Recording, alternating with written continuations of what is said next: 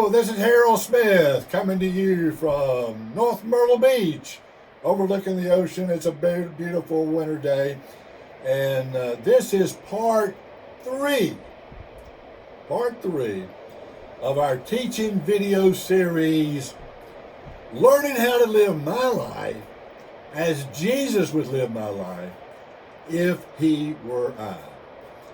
And we've addressed one of the most important questions in life, and that is, what is real? And in the first two sessions, I've tried to lay the groundwork that what is real is the kingdom of heaven. And I hope that you understand now that as we refer to the kingdom of heaven, or as in Mark and Luke referred to it as the kingdom of God, that we're not only just talking about a place where we die and go to heaven, but the kingdom of heaven is now. And that is the good news, that Jesus proclaimed that His kingdom is available now to everyone, to those who will put their trust in Jesus and become His disciples and learn of Him. So I hope that you'll, if you haven't seen part one and part two, that you'll go back and look at those that were posted earlier, and I think you'll be easy to find on Facebook.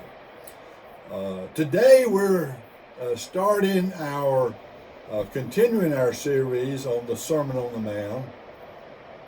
And we're asking the number 2 question: who is blessed? And as Jesus gathered His disciples and went up on a mount, the multitudes followed, and He turned and He sat down and He began to teach. And He proclaimed, "Blessed are the poor in spirit, for theirs is the kingdom of heaven." Now, I won't have time to go through all of the, what we call the Beatitudes. He goes on and says, blessed are those who mourn, blessed are those who are meek, blessed are the peacemakers, blessed are the pure in heart, blessed are those who are persecuted for my sake. Now, here is the important lesson that I want you to take away from the Beatitudes. And I use the first one: blessed are the poor in spirit. Most people during those days thought that the rich people were the ones who were blessed. And so Jesus, His method of teaching is sometimes to shock us. And He said, blessed are the poor in spirit. Now, here's the important point. Jesus is not saying that you are blessed because of your condition, being poor in spirit. But rather, Jesus is saying you are blessed in spite of the fact that you're poor in spirit. You're blessed because the kingdom of heaven is available to you. You may be a spiritual zero. You may be bankrupt. You may have done things that you just believe that God will never, ever bless you. But Jesus says you're blessed. Why? Because the kingdom of heaven is available. And that's the good news that Jesus brings to us. That we are blessed because the kingdom of heaven is available to all of us, even if we are spiritual zeros.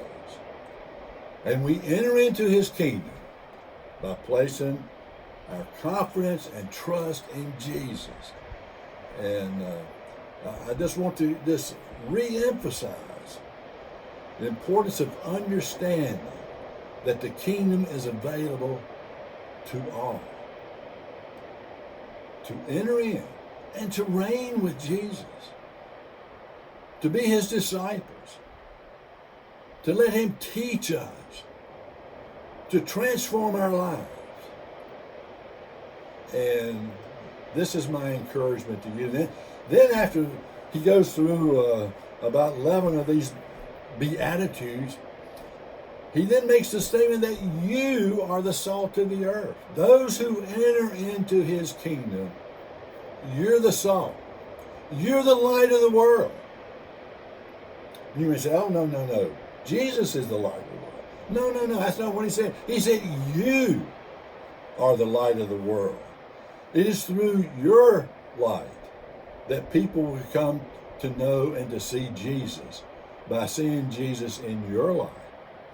And the beautiful thing about being the light is that you don't have to try to shine, just like a candle. I mean, it just shines.